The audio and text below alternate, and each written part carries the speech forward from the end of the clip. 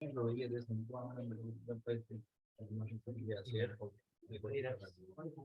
pero el otro colega no. Buenas tardes a todas y a todos. Estamos muy contentos de estar aquí hoy día con todos ustedes celebrando los 50 años de la maestría en antropología aquí en la Pontificia Universidad Católica. Es para todos los que formamos parte de esta comunidad una gran alegría poder ver que este programa ha sido un programa pionero en la enseñanza de la antropología en América Latina y ha continuado ininterrumpidamente a través de distintos contextos estos 50 años que estamos celebrando ahora, ¿no? Entonces, para celebrar esto hemos hecho un libro con todos, casi todos los exdirectores y directoras de la maestría en antropología. Es un libro de entrevistas, un libro muy fácil de leer, muy ameno, muy interesante, con muchas cosas que muestran la heterogeneidad de nuestra disciplina. Y bueno, ahí yo le añado al principio un pequeño, digamos, texto de recorrido de qué fueron estos 50 años, que creo que no es lo más importante del libro, sino las entrevistas de nuestros exdirectoras y directores.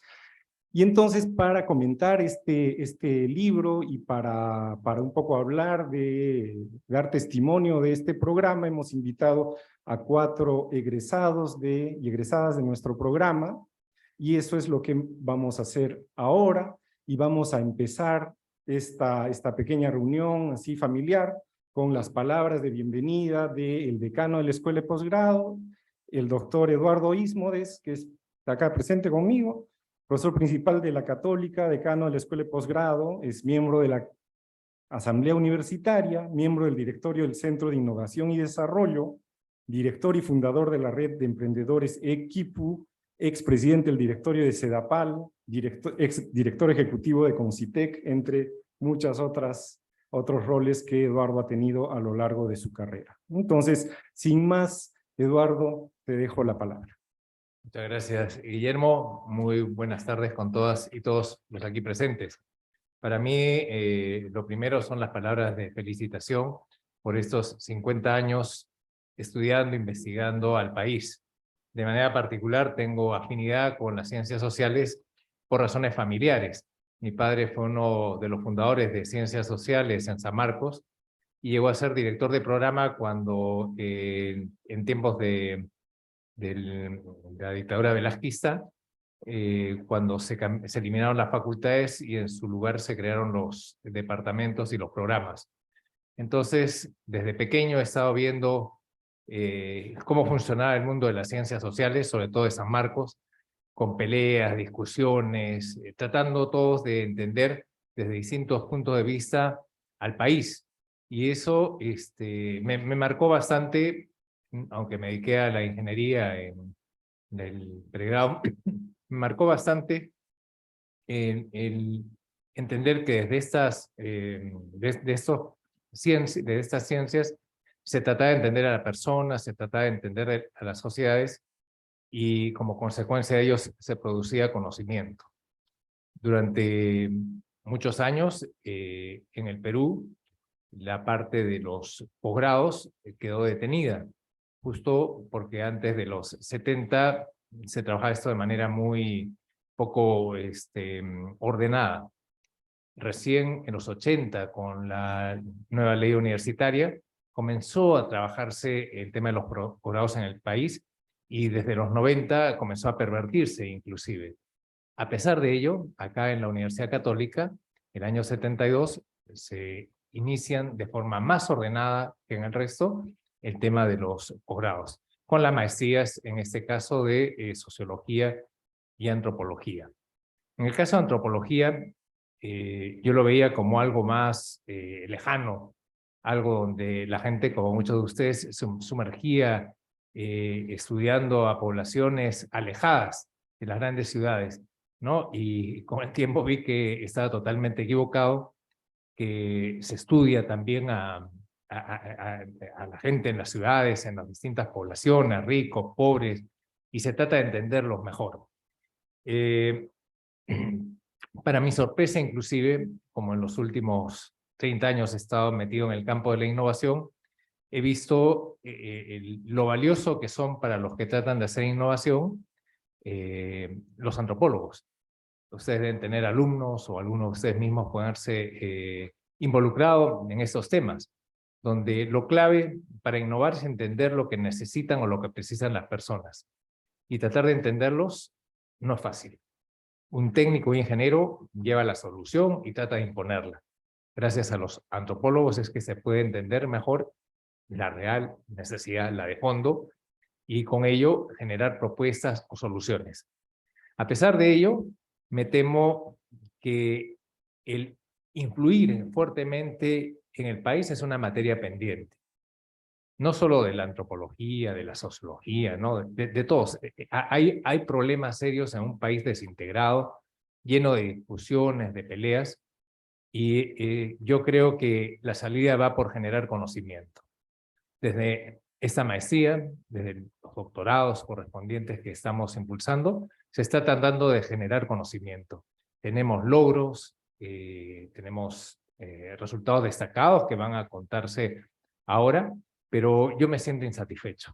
Necesitamos que promover mucho más la investigación, el conseguir que cada alumno de posgrado salga con su tesis de maestría y qué mejor de doctorado, estudiando las distintas realidades, los distintos casos a nivel macro, a nivel medio, a nivel micro, de lo que sucede en el país, y que gracias a eso consigamos construir una mejor sociedad y al final estemos contentos de haber contribuido al desarrollo del país. Por eso, mis felicitaciones, porque creo que la labor que han realizado ustedes es destacada. Las muestras de ello son visibles.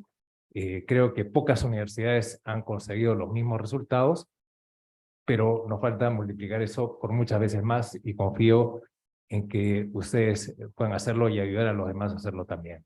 Felicitaciones, Guillermo, felicitaciones a todas y todos los acá presentes.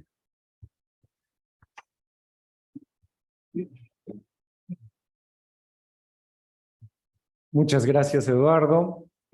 Bueno, y también este año estamos celebrando los 50 años de la escuela de posgrado, ¿no? O sea, Eduardo me comentaba que él pensaba que solo era una ingeniería y economía, ¿no? Y no la maestría de sociología y la maestría de antropología que también empezamos en 1972 y dimos así como el play de honor a los estudios de posgrado en esta universidad. A continuación tenemos un video testimonial de una de nuestras egresadas. Ella ha tenido que estar en otro lugar en este momento, ha tenido que viajar, pero nos ha dejado este video. Ella se llama Amanda Wilday. Amanda es licenciada en antropología por el Dickinson College en Pensilvania y de ahí se vino al Perú y estudió la maestría en antropología y obtuvo la maestría en antropología con la tesis de la coca al cacao, un análisis etnográfico sobre las nuevas tendencias del desarrollo alternativo en la Amazonía peruana, el caso de la Alianza Cacao Perú en el caserío Miguel Grau, Neshuya, Ucayali. Sustentó su tesis el 2016 y esto le abrió camino para empezar una trayectoria profesional muy relacionada al chocolate. Entonces, de esto nos va a hablar Amanda. Por favor, si podemos pasar el video. Un poquito acá.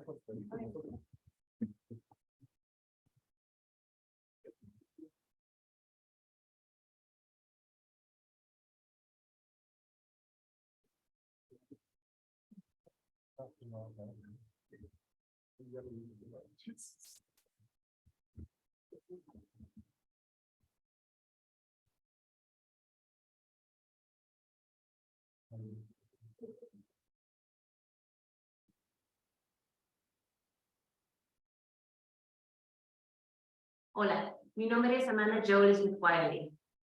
Fui alumna de la maestría de antropología de 2014 a 2016 y ha sido un tremendo honor para mí recibir la invitación de compartir un poco de mi camino a la maestría en la ocasión de sus 50 años. Cuando llegué a Perú en 2014, desde los Estados Unidos, justo había concluido una licenciatura en antropología. Entonces no sabía muy bien qué esperar al iniciar la maestría en antropología en la Católica. Aún recuerdo mi primer día en la clase con Juan Carlos Cairgos en la historia del Perú. Y fue un momento clave para mí. Desde ese primer día entrando y viendo cómo la teoría que había aprendido se podía aplicar de una forma tan tangible y práctica a la realidad. Poco a poco fui identificando cuál iba a ser mi tema de estudio e investigación, cuál era mi pasión, y realmente la encontré.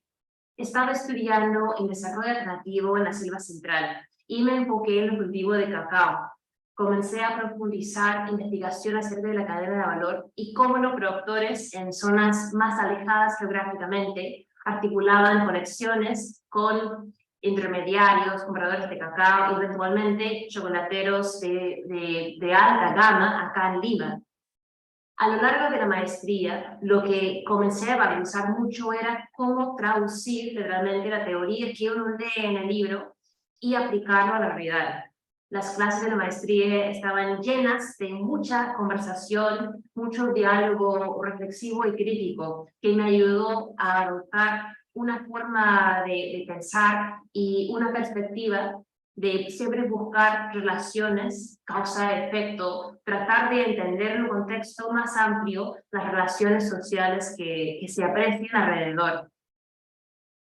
Una de las clases que me impactó en particular fueron las clases con Norma Correa, que terminó siendo mi asesora, y ella siempre me animaba a buscar más en el campo, a hacer investigación para conocer a profundidad la realidad.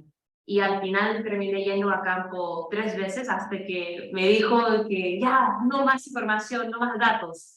De hecho, formó la base muy rica de mi tesis de maestría, justamente acerca de ese tema. Y siento que esos ánimos de su parte me ayudó a sumergirme en el asunto. Hoy en día tengo una tienda en Barranco, se llama El Cacautal, y se ha posicionado como una biblioteca comestible de chocolate fino. Todos los días las personas vienen, nos visitan, tanto de diferentes partes de Perú, como también otros países del mundo, están ubicados en Barranco, el distrito bastante turístico, sobre todo ahora para temas de gastronomía. Recibimos muchas visitas y a menudo nos preguntan acerca de cómo nació el proyecto. Y cuando cuentan la historia de cómo comenzó el proyecto, todo comienza en la Católica. Comienza en esas clases donde aprendí a mirar críticamente a un asunto que tal vez en papel parezca fácil. Uno ve una tableta de chocolate y dice, es una tableta de chocolate. Pero gracias a herramientas que pude desarrollar en cada clase de la maestría, pude disecar esa tableta y entender de una forma social quiénes están detrás, cómo está construido esa cadena de valor para llegar a una tableta de chocolate que gana premios a nivel internacional desde el cacao, que ha sido impulsado sobre todo en los años 90, 2000 por programas de desarrollo alternativo. ¿Qué significa ese programa para los productores? Los retos, los obstáculos, las oportunidades, los éxitos que han tenido. Eso ha dado para mí un enfoque mucho más humano, mucho más realista y mucho más interesante a la hora de compartir el chocolate peruano con quienes nos visitan. Hoy hacemos catas donde de cada región del Perú damos a degustar un chocolate de diferente sabor, ¿no? Tal como el vino, tal como el café, el chocolate cambia de sabor. Eso fue algo que descubrí mientras hacía mis investigaciones, mis entrevistas para la maestría. Cada julio hay un salón de cacao de chocolate donde se reúnen todos los chocolateros. Entonces, como una alumna obediente, iba cada julio a esas ferias a entrevistar a los chocolateros, a entender de dónde provenía su cacao, quiénes compraban, cómo se habían puesto en contacto con la cooperativa, asociación, familia. Y esa investigación me ayudó mucho a entender cómo funcionaba este mundo del chocolate fino en Perú, que realmente desde 2015 comenzó a explotar. Perú desde esa fecha se ha posicionado como uno de los países productores de cacao más finos del mundo. Pero realmente, ¿cómo se llegaba a ese punto? ¿Cuáles eran los obstáculos, las barreras para los productores pequeños para acceder a esos mercados más finos? Durante toda la maestría, esa idea de aplicar lo que uno lee en un libro, pensar críticamente y aplicarlo al entorno de uno, hoy día ha hecho que esta tienda no solamente es una tienda de comercio, sino un lugar para conocer y acercarse.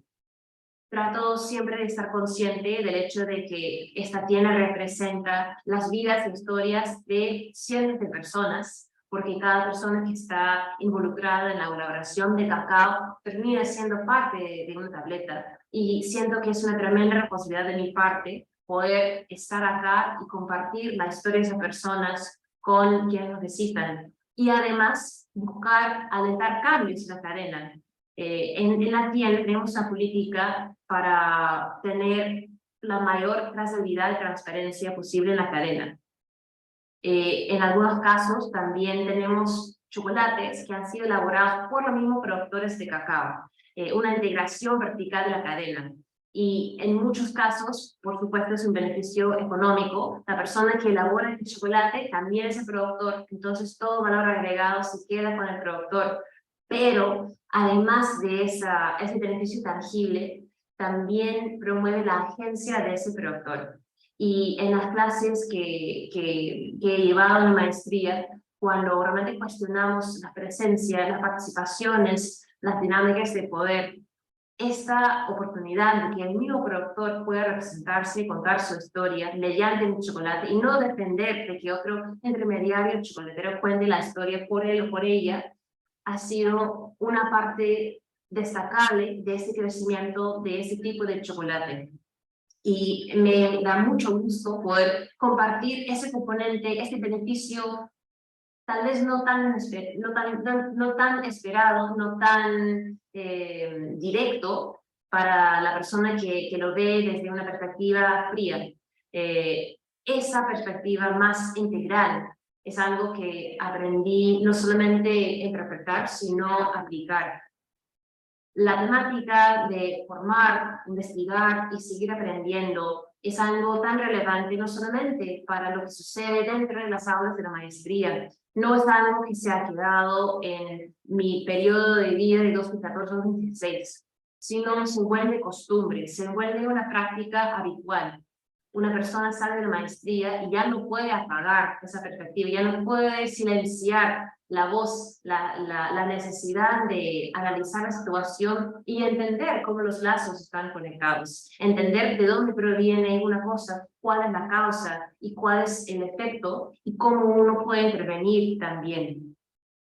Esa autocrítica ha sido otra parte importante, no solamente de mis clases en la maestría, sino también en la elaboración de mi tesis, de entender cómo yo, extranjera, que se mudó a Perú en 2014, ya llevo 9 años acá, pero tengo siempre que estar presente de mi rol, cuáles son mis miradas previas, cuáles son mis responsabilidades, sesgos, parcialidades, todo eso de crear un profesional a la vez reflexivo y autocrítico, como también dispuesto a incorporar y aplicar lo que uno lee, para mí ha sido una parte central de la maestría.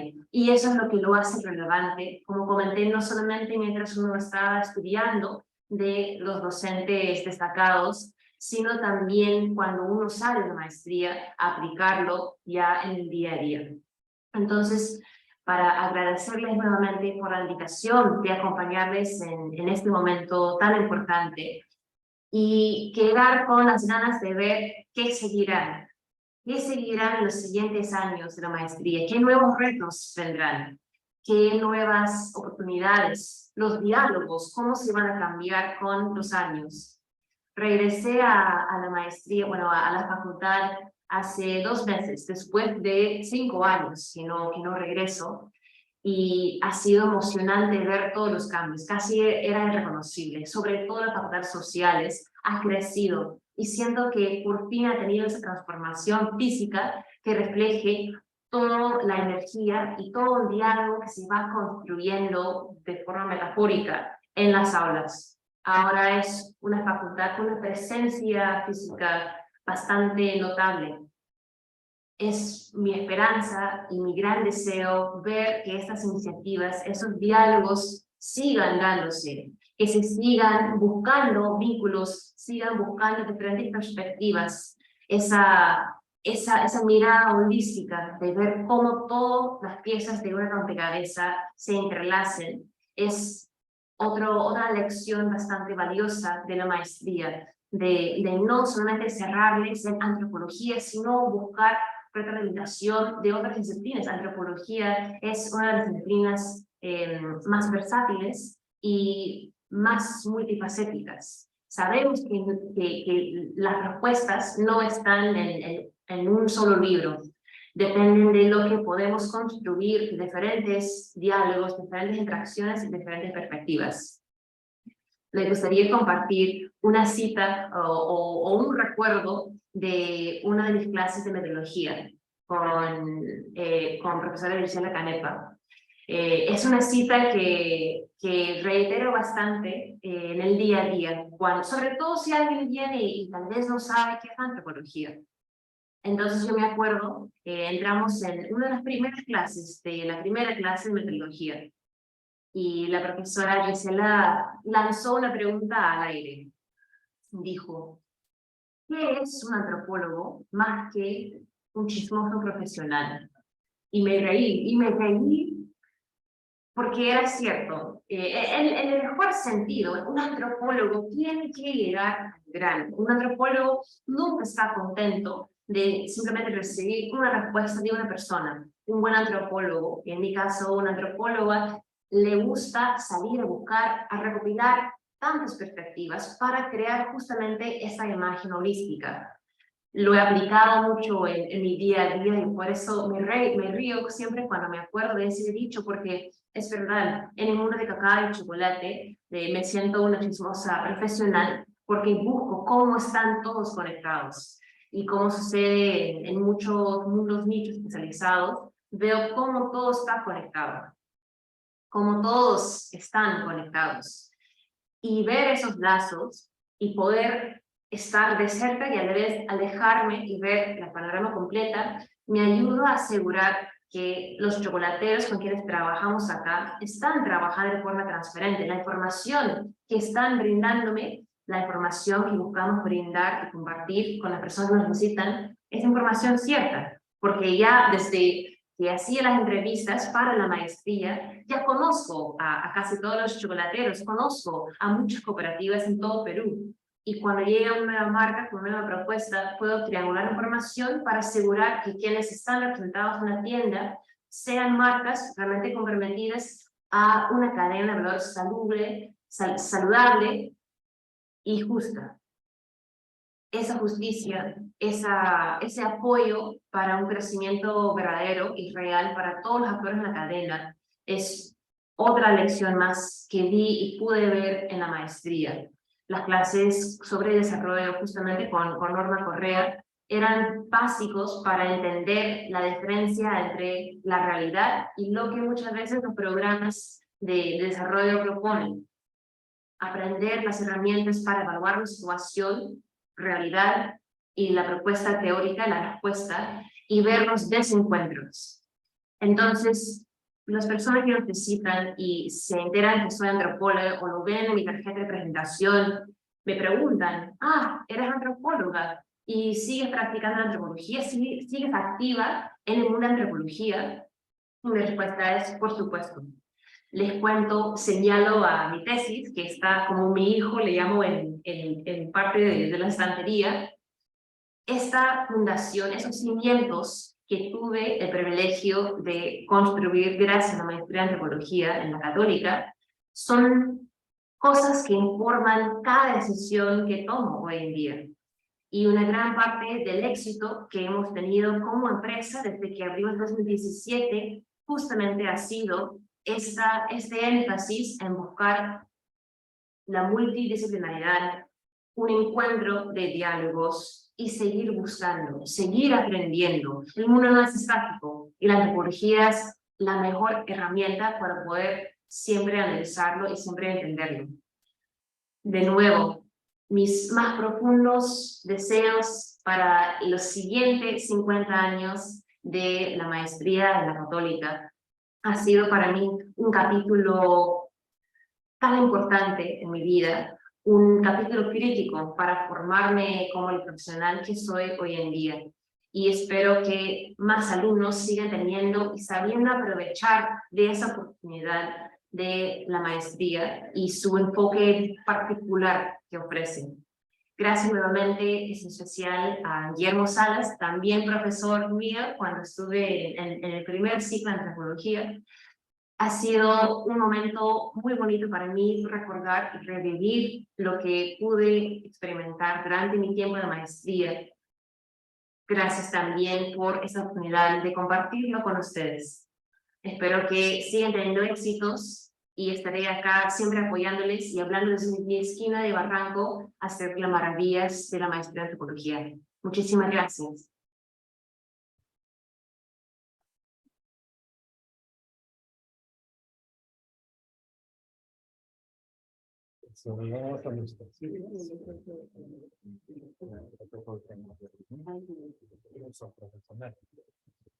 A continuación, tenía que comentarles que en medio de estas últimas semanas, con varios procesos que tiene uno que hacer para publicar un libro, ¿no es cierto? La corrección, la diagramación, idas y vueltas, pruebas, y de ahí la Biblioteca Nacional y qué sé yo. Al final, la impresión física del libro va a salir en un par de días más.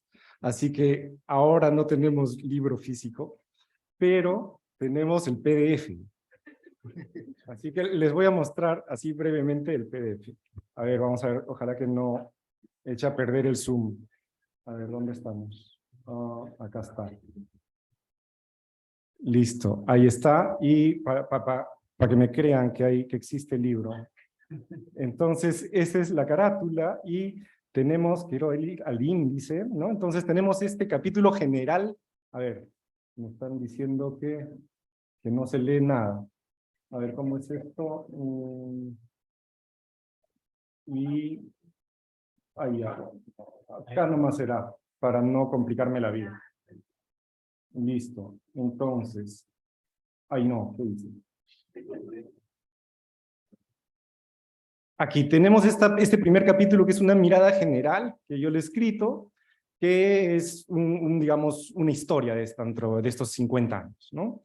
Pero, como les decía, lo más valioso es esta serie de entrevistas que tenemos a todos nuestros exdirectoras y directores. Lamentablemente, Fernando Fuenzalida no pudo ser entrevistado y el profesor Alejandro Ortiz tuvo un contexto muy difícil en este tiempo y tampoco pudo participar, pero todos los demás están presentes, ¿no? Entonces está la entrevista con Enrique Mayer, con Juan Ocio, con Teófilo Altamirano, y tenemos acá con Norma Fuller, con Juan Anción, con Janine Anderson, que nos acompaña aquí, con Alejandro Díez y con Maquena Ulfe, que fue quien me precedió en la dirección de la maestría, ¿no es cierto? Y a continuación, bueno, un anexo que tiene toda la lista de las tesis de maestría sustentadas desde... La primera fue sustentada en 1974 y fue un tema bastante peculiar, fue sobre pescadores en Piura, ¿no? O sea, ahí creo 2 o 3 tesis nomás de pescadores en Piura, de pescadores en general en la maestría. Bueno, entonces, si es que ustedes al final, por favor, lo que les pido es que al final en la puerta dejen su correo electrónico para yo poder mandarles el PDF del libro, cosa que lo tengan, ¿no? Y se vayan con el libro en la presentación del libro. Y quienes están en Facebook Live, por favor, si pueden escribir en el inbox de la maestría de antropología, de la maestría en antropología, y dejen ahí su correo también para poder hacerles llegar el PDF del libro, ¿no? Entonces, ahí vamos a estar con la conciencia tranquila que hemos cumplido con presentar el libro. Y para ir a este momento, tengo el gusto de presentar a el doctor Enrique Rivera Vela, que nos acompaña aquí en la mesa. Él es doctor en antropología por la Universidad Federal Fluminense de Brasil y es doctor en ciencia y tecnología y medio ambiente por la Universidad Nacional del Altiplano. Obtuvo la maestría en antropología por la PUC con la tesis Nuevos movimientos religiosos originarios del Perú, nacimiento y funcionamiento de Alfa y Omega y Col Quirio Zulu, que la sustentó el 2003. El doctor Rivera es especialista en temas de identidad cultural, interculturalidad, antropología de la religión y ha realizado diversas investigaciones y publicaciones de libros y artículos, además de haber participado como ponente en eventos académicos a nivel nacional e internacional. Actualmente, el doctor Rivera es director del Departamento de la Escuela Profesional de Antropología en la Universidad Nacional del Altiplano, en Puno, donde se desempeña también como docente en pre- y posgrado. Entonces, sin más, le cedo la palabra al doctor Rivera. Muchísimas gracias por acompañarnos en esta ocasión tan importante para nosotros. Bueno, tengan todos muy buenas noches. Primeramente, agradecer a Guillermo Salas por esa deferencia de invitarnos a hacer un comentario sobre el libro que acaba de darnos a conocer. Bueno, tenía el gusto ya de leerlo desde hace un... Bueno, para mí es bastante grato estar en este momento. ¿Por qué? Porque como antropólogo de provincia, y justamente eso es lo que se presenta en parte de los testimonios o de las entrevistas que se han realizado, dan a conocer ese hecho. Ahora, voy a ordenarme un poquito. Voy a hacer dos comentarios distintos. Un comentario sobre lo que escribe Guillermo, de los 50 años, y luego una síntesis de las entrevistas, rescatando puntos comunes que he podido captar en las diferentes entrevistas. Yo creo que para una persona que no sabe qué es la antropología, una persona que no sabe la importancia de los estudios de posgrado, principalmente de maestría, y el posicionamiento que tiene la maestría de la Católica, bueno, le va a servir de mucho. En mi caso, yo conozco prácticamente lo que es esta maestría hace ya casi 25 años. Es decir, la mitad de los años de celebración que se está recordando este año. Pero no conocía esos primeros 25 años. O sea, ahora sí conozco que en 1972 se crea. Sé que empezaron con un buen pie porque tenían un fondo o financiamiento de la Fundación Ford. Entonces ya por ahí podemos entender de que sí nació con buen pie. Pero también esa parte de crisis que tuvo en la década de los 80 principalmente. Y esto es lo que nos presenta en la primera parte. Ha sido muy bien distribuido temporalmente, ¿no? Por decenio, unos años más, unos años menos, para ver esas diferentes etapas que ha pasado la maestría. No sabía que Fernando Fuenzalida fue el primer coordinador. Ahora me entendí, ¿no? ¿Por qué? Porque cuando yo ingresé, el año 2000, el coordinador era Juan Anción. Y cuando ya estaba egresando, la coordinadora justamente fue la doctora Yanni. No, pero lo anterior no conocíamos. Y tampoco conocía lo de ahora. Porque a pesar que durante toda esta época, desde que he egresado, hemos estado en contacto con la Católica. Pero básicamente con los profesores que nos han enseñado. Es decir, encontrarnos en eventos locales, nacionales o internacionales, o aquí mismo en la Católica con Alejandro Díez, con Teófilo Altamirano, encontrarme con Norma Fuller, de repente un evento de la Flaxo Ecuador. Bueno, era de lo cotidiano, digamos, pero no conocía o no conozco aún a los nuevos docentes. En el caso de Guillermo Salas, recién lo acabo de conocer justamente por estos contactos. Podría decir, creo que la última que conocí fue a María Eugenia Wolf, ¿no? Y que sí, nos hemos encontrado en algunas oportunidades en Arequipa, recuerdo el último congreso, pero después no. Entonces, gracias a lo que he leído en primera parte del libro, sí, ha logrado realmente escribir un panorama general de estos 50 años de la antropología, de la maestría en antropología. La segunda parte, como ya bien lo dijo Guillermo, son las entrevistas que se han realizado a casi todos los coordinadores. Entonces, yo puedo sacar algunas conclusiones y lo voy a relacionar un poco también con mi propia experiencia. Primero, y Guillermo también ya lo indicaba, parte de las dificultades. El escaso número de estudiantes. Y eso no solamente ocurre en posgrado, yo creo que en pregrado también. Y en las universidades de provincia también ocurre eso. O como, no me acuerdo quién, me parece que fue parte de la entrevista a Teófilo Altamirano o a Juan Anción, ¿qué ocurre? Que muchas veces llegan como estudiantes los alumnos, bueno, porque es fácil ingresar a antropología entre comillas, ¿no? Pero el problema es que muchos se van retirando y van quedando pocos. Y cuando yo era estudiante de la maestría, igual, éramos pocos. Éramos 8 en algún curso, 10. Creo que el curso más amplio tuvimos 15, 16 compañeros. Pero el promedio eran 10 compañeros. Pero vemos que aún así se ha sido sostenible y bueno, ahora estamos celebrando los 50 años, ¿no?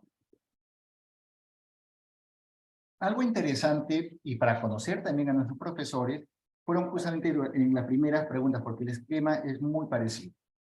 Entonces, podemos enterarnos o conocer cuál ha sido la experiencia o el interés que tuvieron los profesores, qué le interesó a Juan Anción para estudiar, o qué lo motivó para estudiar la antropología, a Norma Fuller, a Alejandro Díez, porque todos cuentan justamente esa experiencia.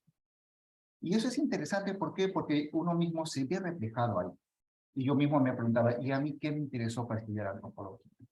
Y los problemas que tuvimos, ¿no? Para poder comprender esta escuela. Y que algunos no empezamos a estudiar de frente a antropología.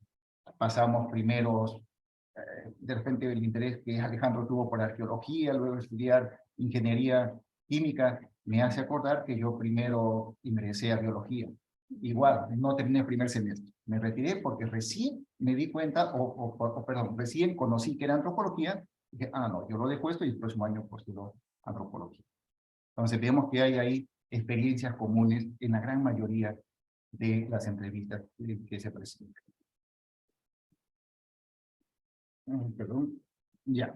Algo importante también que puedo rescatar es la función que cumplen las becas. Si el programa o la maestría en antropología empieza a tener ese éxito, bueno, o surge con el apoyo financiero de la Fundación Ford, y bueno, había dinero, había becas para contratar a profesores, para los nuevos estudiantes, y bueno, eso es fabuloso. Y todos los entrevistados, todos han gozado de algún tipo. Y es por eso que en parte se explica también la trayectoria que han tenido. Y muy bien lo dice Norma Fuller en una parte, acá voy a dar lectura, refiriéndose al doctorado. El tema con ellos, con los doctorantes, ¿no? Es cómo conseguir que pasen la terrible prueba de hacer una tesis sin beca. Pero yo no diría solamente hacer la tesis, sino cómo estudiar sin beca. Muchos de nosotros hemos sido becarios. La colega Delmia, mi persona, hemos sido beneficiarios con las becas SUF de las universidades francófonas de Bélgica, y es por eso que logramos estudiar esta maestría. Si no, no hubiéramos estudiado. Y acá viene justamente la cuestión de los profesores de provincia, que también Teófilo Altamirano lo reflexiona muy bien, Juan Anción también hace una muy buena reflexión sobre qué ocurre con los estudiantes de provincia. Entonces, cuando yo estudiaba en la universidad, sí estaba interesado en estudiar maestría, y me preguntaba, ¿pero dónde voy a estudiar? ¿A la Católica? No tengo la economía. No sabía cuánto costaba, pero decía, debe ser caro. Y aparte que debe ser caro, me han dicho que es muy exigente y el examen de ingreso no sé si podría pasar. Bueno, no postulé principalmente por cuestiones financieras. Luego empiezo a estudiar, a trabajar ya como profesor contratado en la Universidad Nacional del Altiplano Puno, y por allí alguien me avisa, hay becas que son para profesores de provincia. Digo, yo soy de provincia, pero soy contratado. Entonces ya se hizo la consulta con Juan Anción y indicó que postule por si acaso, porque obviamente, básicamente era para profesores nombrados. ¿Por qué? Porque la idea era que retornen a trabajar. Y yo, como profesor contratado, no sabía si iba a regresar a trabajar en la universidad donde estaba laborando. Pero bueno, me atreví. Y dije, bueno, postulemos para ver qué pasa. Y enhorabuena que logré eso.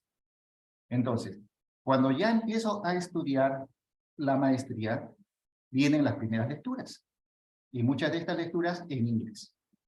Y justamente creo que todos, o casi, bueno, si no son todos, son casi todos los testimonios que se recogen en las entrevistas, hacen mención también a la importancia del inglés y las dificultades de muchos estudiantes, principalmente de provincia, que no manejan el idioma inglés.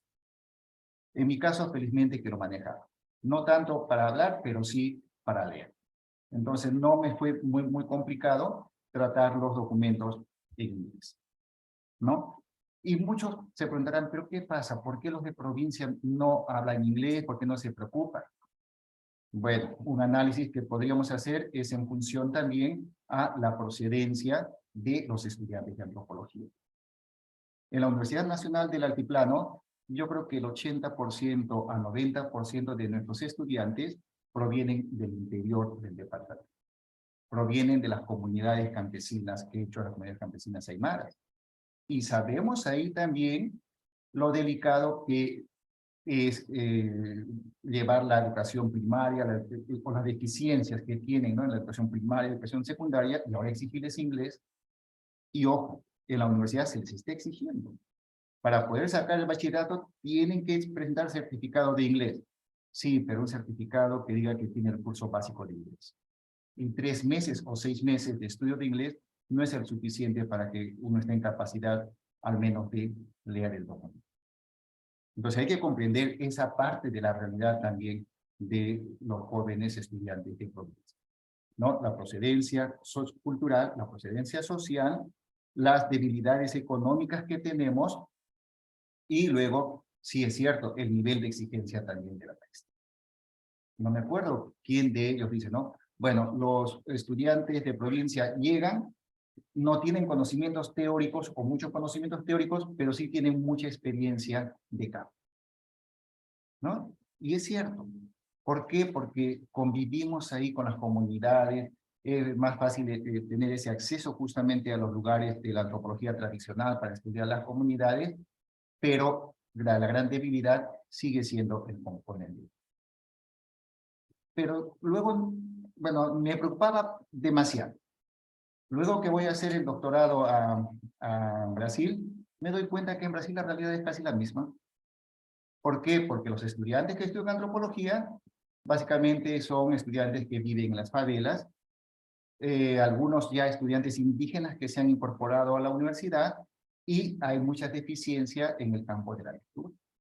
Y que de igual forma, yo he trabajado con jóvenes indígenas en la Universidad de Brasil, y una estudiante me decía, profesor Enrique, yo no voy a leer. ¿Por qué? Porque soy indígena. Y no me pueden exigir porque mi forma de aprender no es a través de la lengua, ¿no? Bueno, yo le decía, pero señorita, pero usted está en una universidad. Y si hablamos de interculturalidad, usted tiene que saber también tomar estos modos de aprendizaje de la universidad. Pero bueno. Otro tema, allá. Y también acá una indicación general es que en casi todo, yo diría en todas las universidades de provincia, hay egresados de esta maestría. Pero Juan Anción exagera porque hace referencia a casi la totalidad. Es mentira. En antropología, en Puno somos 32 docentes.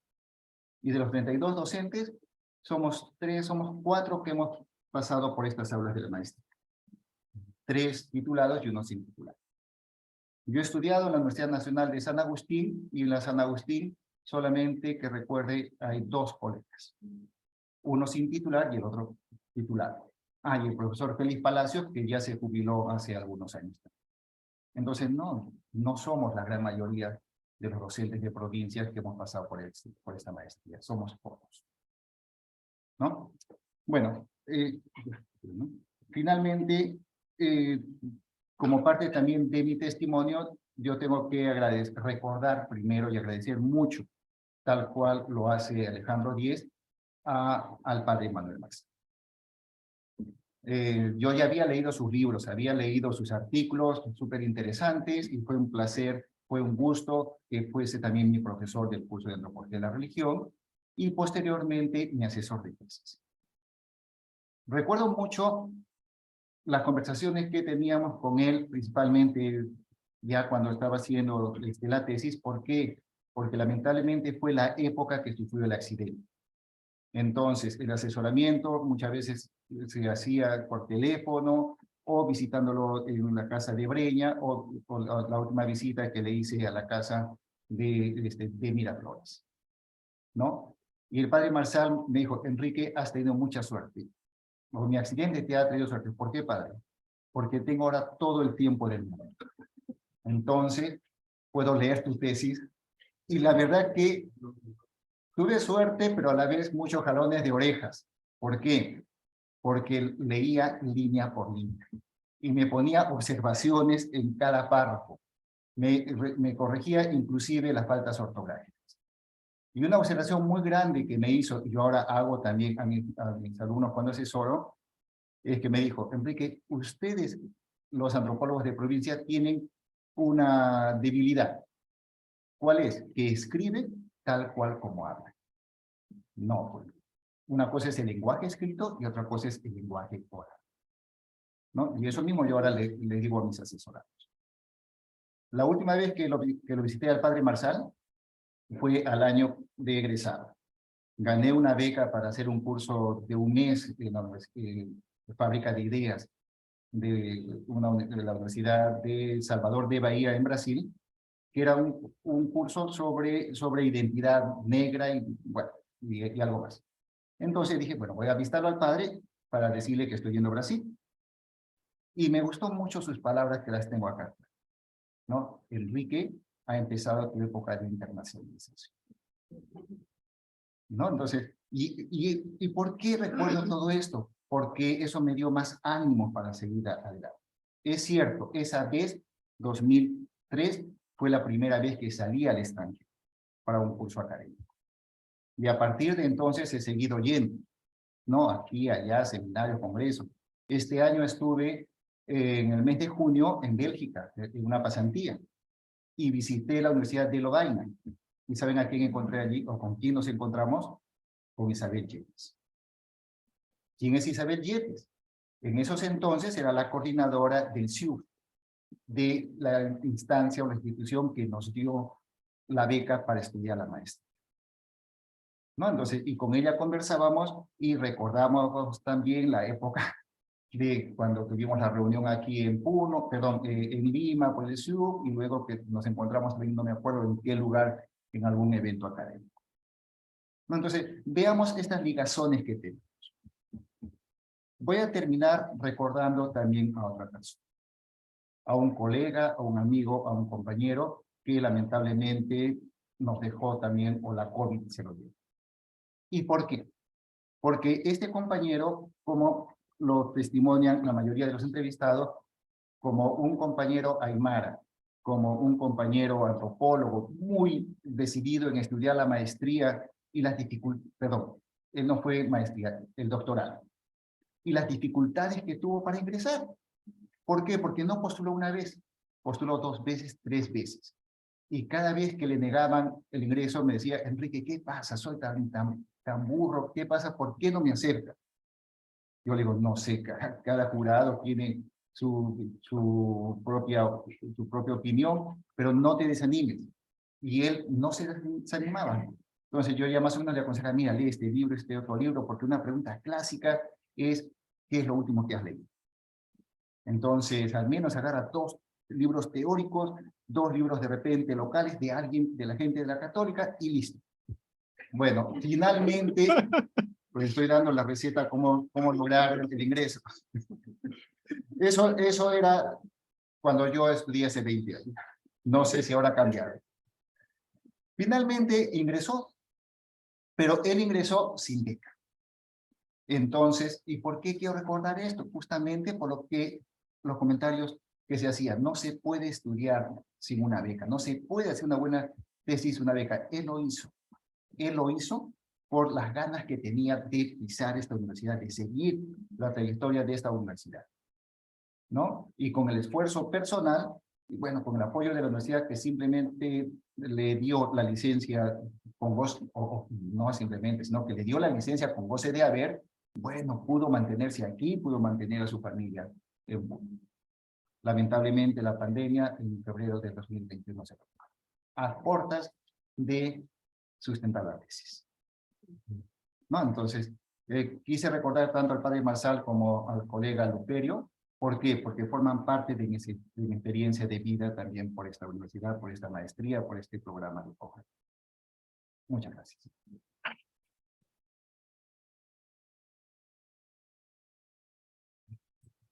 Muchísimas gracias, doctor Rivera.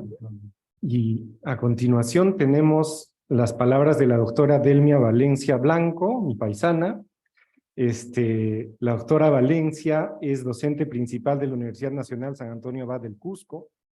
Es exdirectora del Departamento de Antropología y Sociología, ex coordinadora de la Red Peruana de Universidades representando al UNSAC, y es actualmente la decana de la Facultad de Derecho y Ciencias Sociales de la UNSAC. La doctora Delmia Valencia Blanco obtuvo su maestría en antropología en esta universidad con la tesis La festividad del Corpus Christi en la ciudad del Cusco y su significado religioso, sustentada el 2003. Muchísimas gracias, doctora Valencia, por acompañarnos en esta ocasión. Le cedo la palabra. Muy buenas noches ya con todos los presentes. Doctor Eduardo Ismoles, doctor Guillermo, gracias por la invitación. Pique y todos los presentes aquí en la sala y también a los que nos están viendo vía virtual. Para mí realmente es una grata satisfacción estar acá y reitero mi agradecimiento por la invitación y cómo perderme esta oportunidad de venir nuevamente a las aulas de la universidad donde hice la maestría. Quique ya ha dicho muchas cosas que yo también tengo pendiente decirlas, pero igual aunque sea voy a repetir porque son experiencias similares, hemos estudiado juntos y bueno, provengo de una universidad que tiene una tradición en la antropología, ¿no? Cusco siempre ha tenido esa razón, ese motivo de formar antropólogos por dos razones fundamentales. Primero que ahí nacieron muchos de la corriente indigenista, por ejemplo Luis E. Valcárcel, que lo consideramos padre de la historia de la antropología, y formado en la universidad, en la UNSAC, y posteriormente otras generaciones, el doctor Jorge Flores Ochoa, mi maestro, y también profesor emérito en esta universidad, en la Católica. Justamente recordaba lo que decía la colega que nos anticipó, el doctor Flores también nos decía, la antropología es el chisme institucionalizado y con método. Y así nos decía el doctor, y es algo que realmente nos ha ido formando. He tenido la suerte de ser su estudiante y eso se ha quedado, ¿no? Realmente si institucionalizamos esa formación es que terminamos como buenos antropólogos, con método, por supuesto, ¿no? Como nos decía el doctor Jorge, los chismosos con método. Entonces, en cuanto a nuestra maestría, en Cusco les decía, tenemos esa tradición de antropólogos. Tal vez en Cusco se formó la antropología mucho antes que en todas las universidades, y eso nos comenta también en el libro Guillermo. Y tiene su origen desde 1940, 41, pasando por muchas etapas, ¿no? Primero ha sido una facultad de letras, dentro de la facultad de letras, luego como programa académico, en fin, muchos cambios hasta lo que actualmente somos la escuela de antropología dentro de la Facultad de Derecho y Ciencias Sociales. Esta es más o menos nuestra tradición, la tradición de mi universidad, que la comento porque tiene de todas maneras relación con el libro que estamos presentando ahora. En el caso de la creación de la maestría de antropología en la Pontificia Universidad, vemos pues que lleva la delantera a todas las demás universidades. 50 años de gran experiencia, y cómo se manifiesta en el libro, el objetivo de su creación fue recibir estudiantes extranjeros, ¿no? Y así comenzó, formando antropólogos, maestros en antropología de las universidades de Argentina, Ecuador, en fin, del extranjero. Y esa fue una de sus metas, de acuerdo a lo que nos comenta Guillermo en el libro. Nos muestra importantes datos de su creación, así como ya lo dijo Quique, ¿no? Por ejemplo, el doctor Fernando Fuenzalida, que había sido el fundador de la maestría, y eso hay que recordarlo. El doctor Fuenzalida ha ido alguna vez a Cusco, hemos conversado allá, y acá también cuando éramos estudiantes, tuve la suerte de visitarlo en su casa para algún trabajo, y tuve esa satisfacción de conversar con él y con una amplitud y una entrega a la universidad. Yo no sabía que había sido director, sin embargo, no, era un llamado que nos hacía para los que estudiábamos aquella vez, para que realmente se continúe ese camino de la antropología. Entonces el doctor Fuenzalida, pues primer director de la maestría de antropología, personalmente me ha dejado esa gran lección. Toda la historia y formación, funcionamiento de la maestría está muy ágilmente descrita en el libro. Guillermo ha hecho un trabajo bastante fácil de leer, cómodo de leer, y que nos ha enterado realmente de lo que ha sido la maestría. Igualmente, la segunda parte de las entrevistas, ya aquí que dijo varios datos importantes. Quiero recordar un poco a mis maestros, a Janine Anderson, que está acá, y le agradezco su presencia, que fue realmente también una encaminadora nuestra en la maestría. Al doctor Juan Anción, perdón.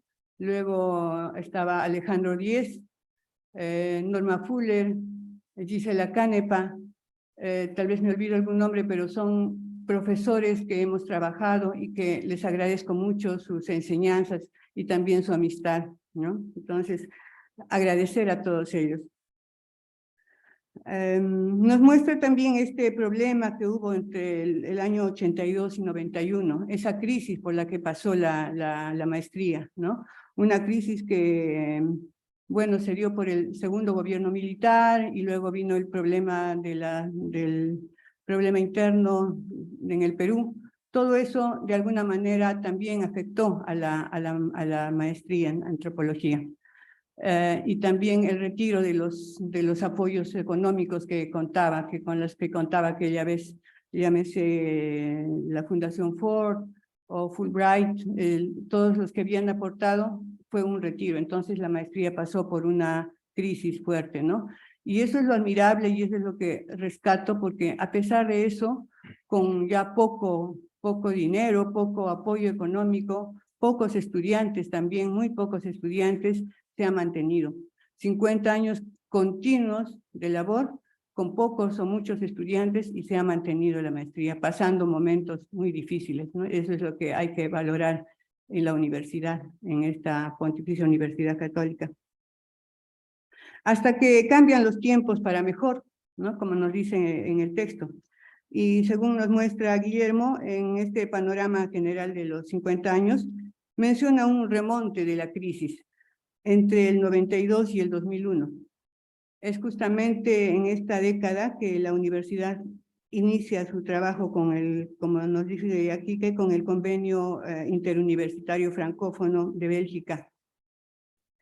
Y gracias justamente a este financiamiento es que tuvimos la oportunidad, muchos profesores de regiones, de venir aquí a estudiar la maestría, cosa que ya lo dijo el colega que me ha anticipado, que era difícil sin una beca, ¿no?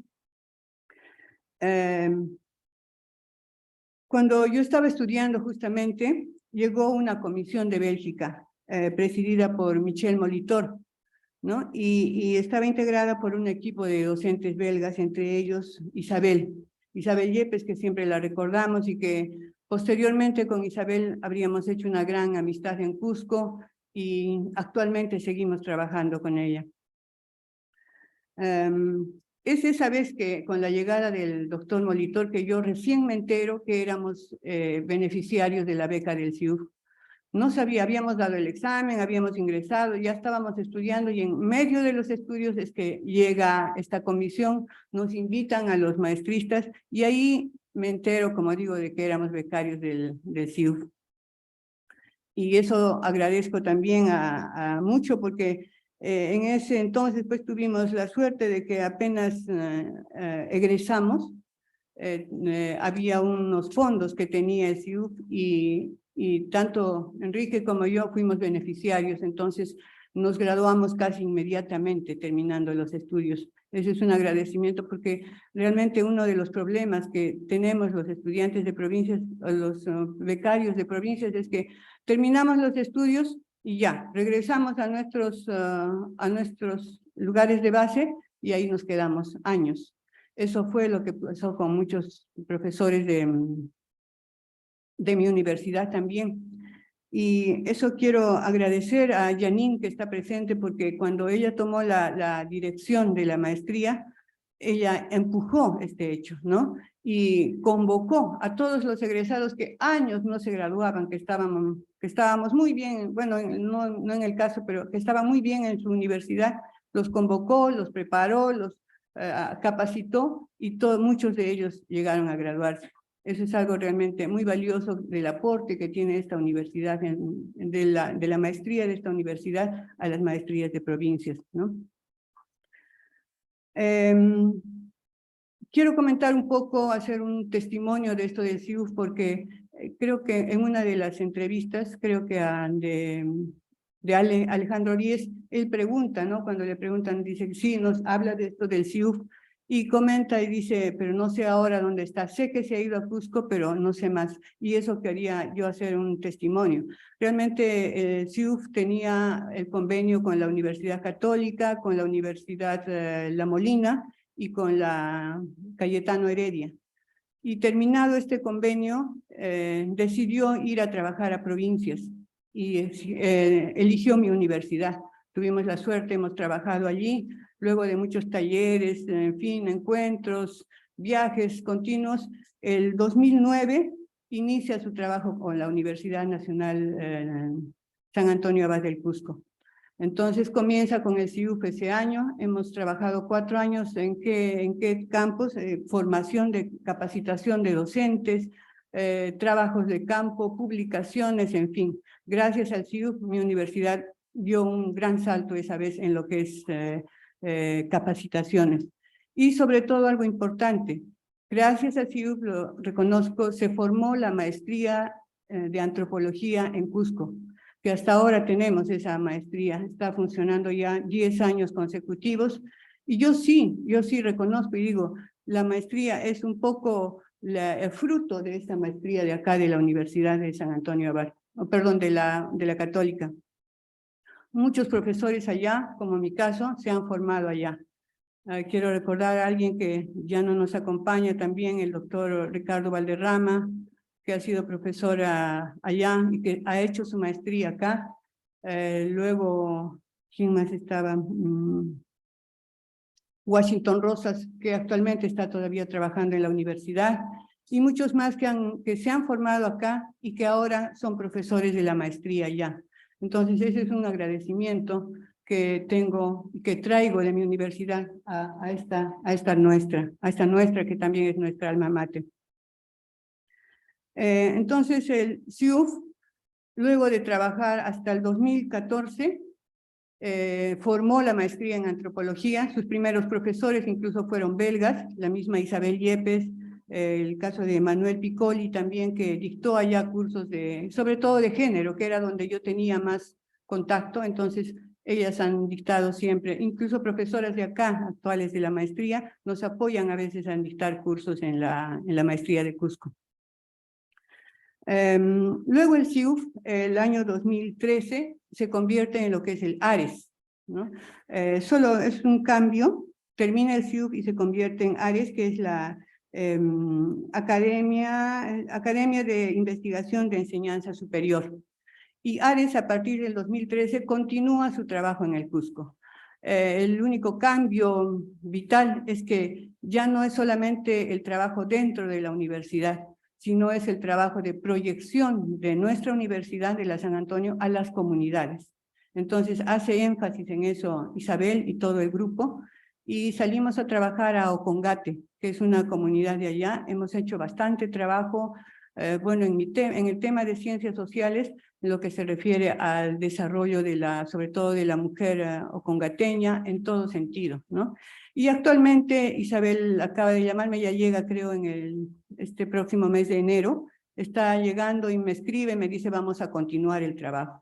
Entonces, Ares trabaja desde el 2013 hasta el 2021, que bueno, 2 años de interrupción por lo de la pandemia, que el trabajo fue muy interno, no había cómo salir al campo, pero ahí termina el convenio.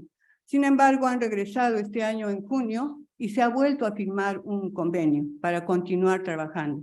Entonces, justamente es la razón por la que Ares, Isabel regresa para continuar el trabajo del Ares. Esto para responder la inquietud que tenía Alejandro en el Cusco. Continuamos trabajando allá. En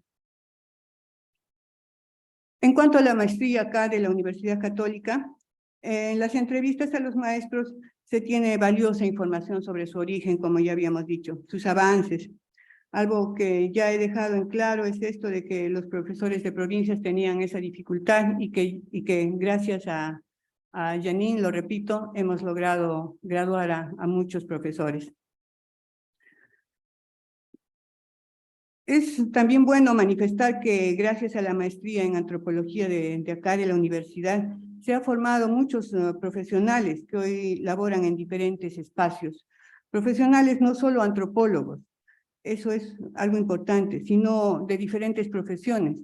Llámese en el campo de las leyes, yo me acuerdo que teníamos compañeros abogados, compañeros arquitectos en la maestría. Entonces, eso es un trabajo, y como al decir de Norma Fuller en el libro, dice, a ellos se ha tenido que dar una barnizada, dice así, ¿no? Una barnizada de lo que es la antropología, porque eran personas que no tenían la formación, y realmente ese es un trabajo también doble y muy reconocido, que reconocemos, ¿no? Teníamos hasta médicos, en fin, diferentes compañeros en la época que hemos estudiado, y todos amaban la antropología, y decían, sí, yo he debido ser antropólogo, o a mí me gusta ahora me gusta la antropología.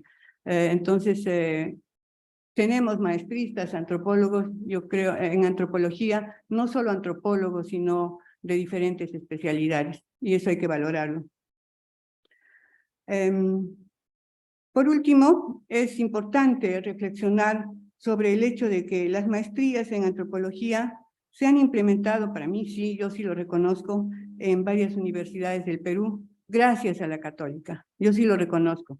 Muchos maestros, alguna vez que hemos estado en fuera de Cusco, sí, yo estudié maestría en la Católica, no será una totalidad, pero sí, muchos profesores. Entonces, eso sí lo reconocemos, porque la PUC ha llevado la delantera, ¿no? En lo que es la maestría, y entonces somos prácticamente resultado de eso. Sé que hay maestría en la Universidad del Centro, en Huancayo, luego en la mía, en la San Antonio Abad del Cusco. En Ayacucho también ha habido una maestría, pero que ahora está en receso, según me han comunicado, no está trabajando por el momento, están cambiando de plan curricular, algo así. Entonces, como digo, todas somos producto de acá, de la maestría de la Católica, y fruto de estos 50 años de trabajo. Entonces, yo me permito proponer, aprovechar el momento y proponer para que tengamos una reunión de docentes de estas maestrías,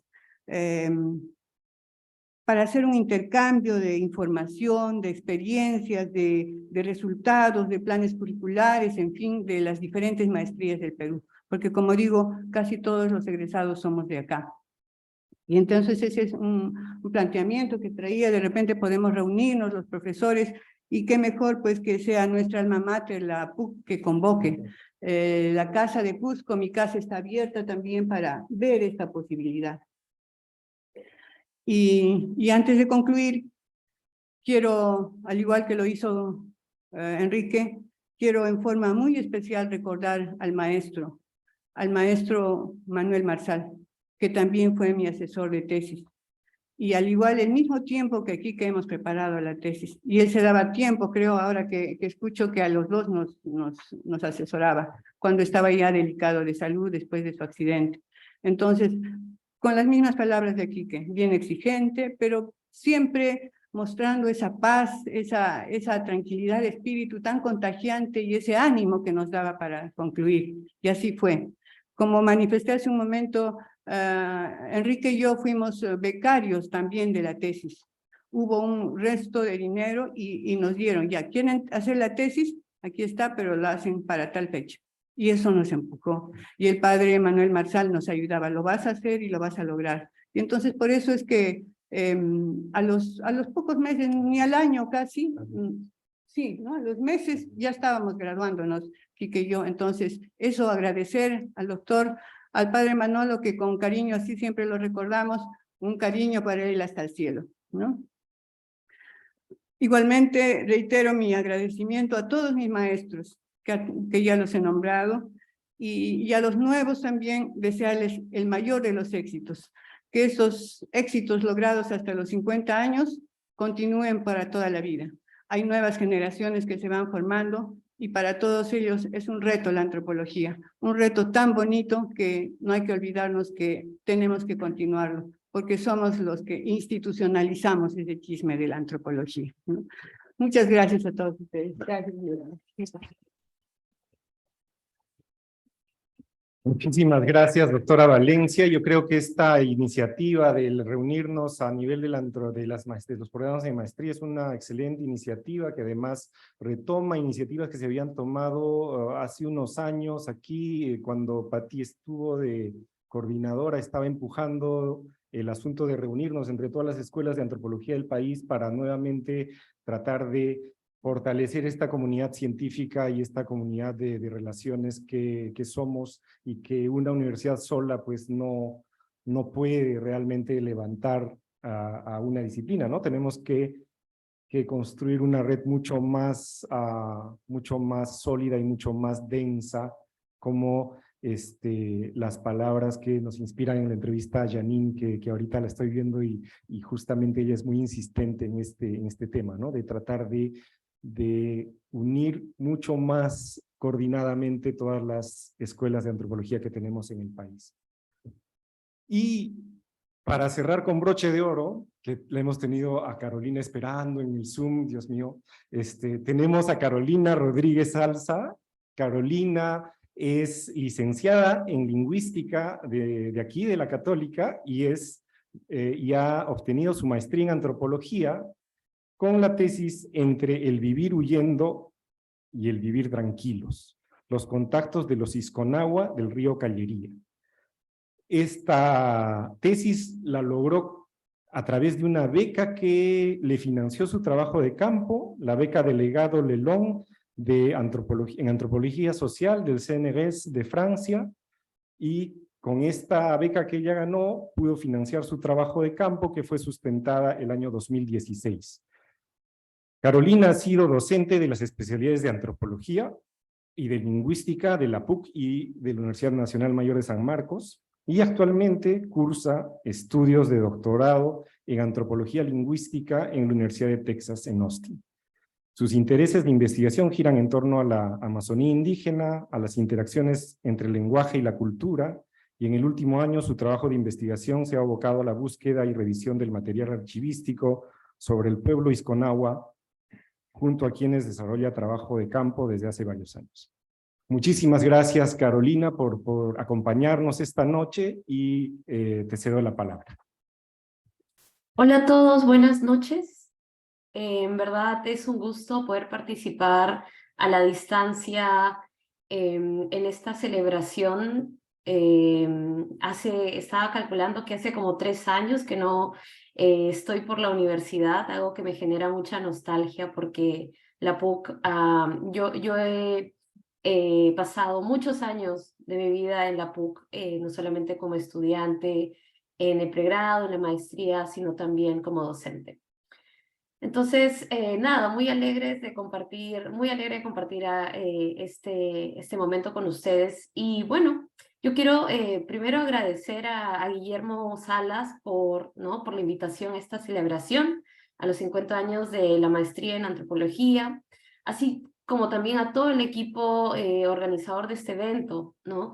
Yo quiero saludar además especialmente a todos los profesores de la maestría que se encuentran ahí presentes, y también a los gestores, que su trabajo es sumamente valioso en el programa. Saludar también a los alumnos y a los egresados que están de algún modo conectados con este evento y con esta celebración. Cuando me invitaron a participar de esta mesa, recibí el libro Memoria por estos 50 años, en el que los coordinadores del programa rememoran la trayectoria de la maestría, su relevancia para la antropología en Latinoamérica y países hispanohablantes, y también en el Perú, en los distintos momentos de su historia desde 1972 hasta el presente.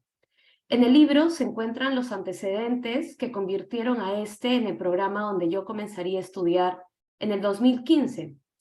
Y en este breve espacio que se me ha otorgado para participar, yo pensé en compartir con ustedes mi experiencia sobre cómo llegué a estudiar la maestría en antropología mediante la articulación vertical desde el pregrado en la PUC, y cómo los profesores de la maestría, más allá de enseñar cursos, han sido un aliento importante para alumnos que, como yo, vimos en antropología un camino.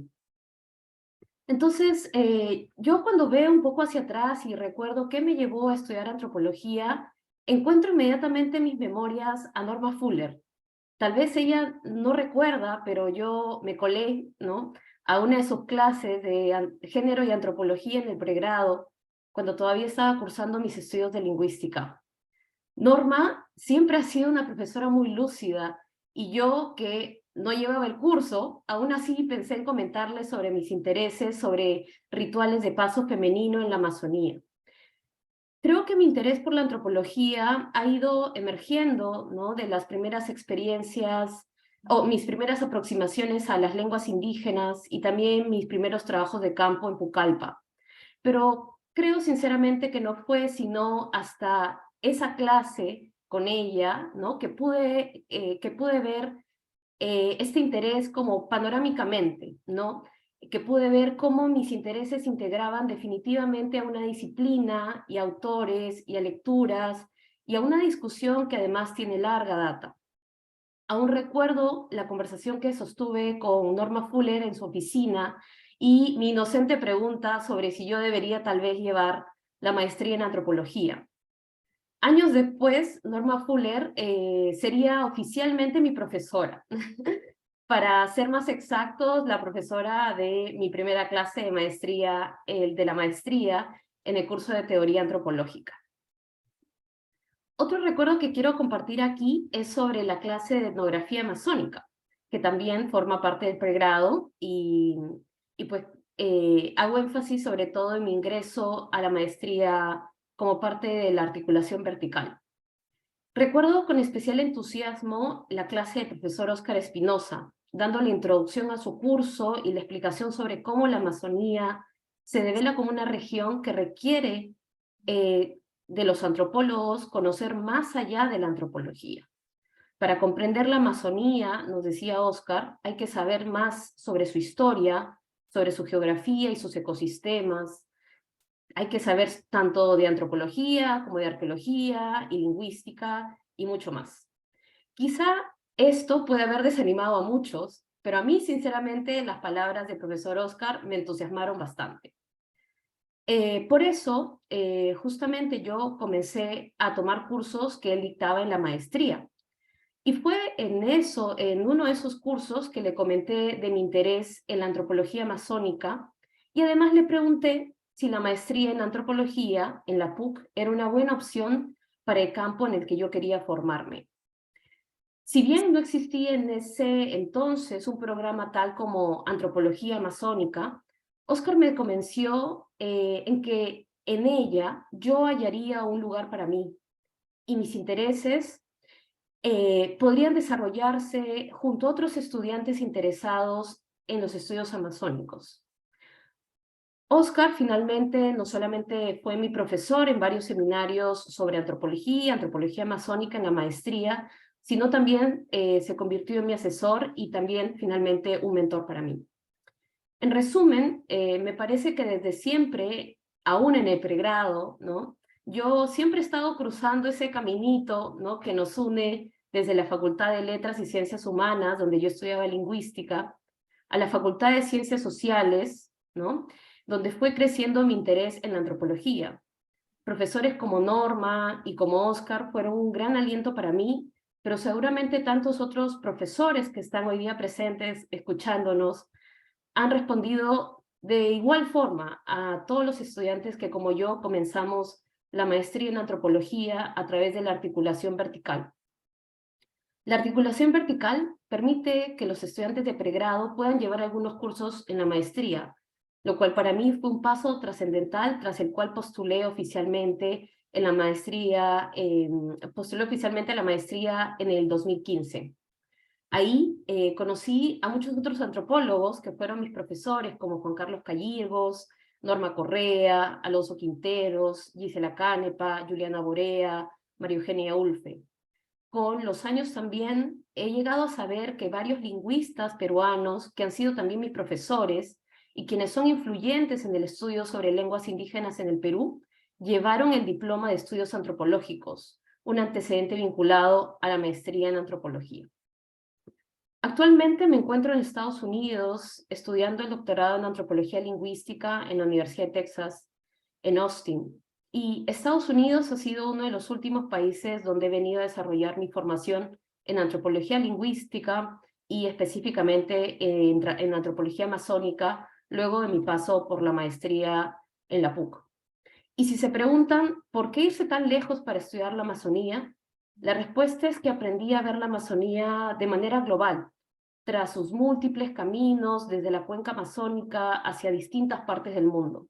Aprendí también que la Amazonía es compleja y requiere de más herramientas más allá de la lingüística, más allá de la antropología, y que actualmente vengo consolidando con una mirada que emerge de la interdisciplinaridad.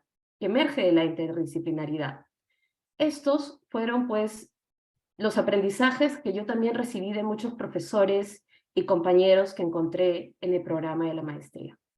Así, finalmente, al compartir estas memorias, quiero celebrar los 50 años de la maestría en antropología en la PUC, pero especialmente quiero celebrar el grupo humano que lo compone, a los profesores, a los gestores, a los alumnos y demás personas que hemos hallado en este programa un espacio para formarnos, para aprender y para investigar.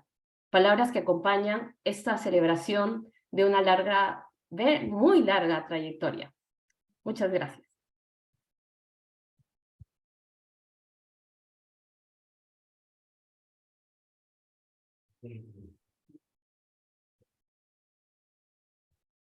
Muchísimas gracias, Carolina. Muchísimas gracias a todos ustedes. Ya estamos un poquito tarde en el tiempo, entonces los invito a tomar un cafecito afuera y unos bocaditos, a no ser que alguien quiera agarrar el micro un ratito y compartir alguna palabra que esté ahí en la punta de su lengua. ¿No? ¿Tenemos alguien que quiera compartir algo o mejor cerramos allí? Bueno, entonces cerramos allí. Muchísimas gracias a todos nuestros invitadas y todos nuestros invitados.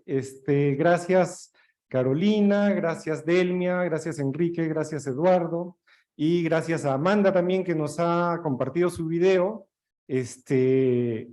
No se olviden de registrar su correo electrónico en la puerta para poder enviarles el PDF, y a los que nos están acompañando en Facebook también pueden enviarnos un correo, un mensajito en el inbox del Facebook de la maestría, y ahí nos dejan su correo electrónico para enviarles el PDF.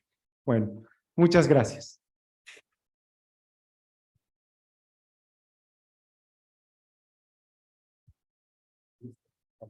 Gracias. Gracias, Enrique. Muchas gracias por cuestionar.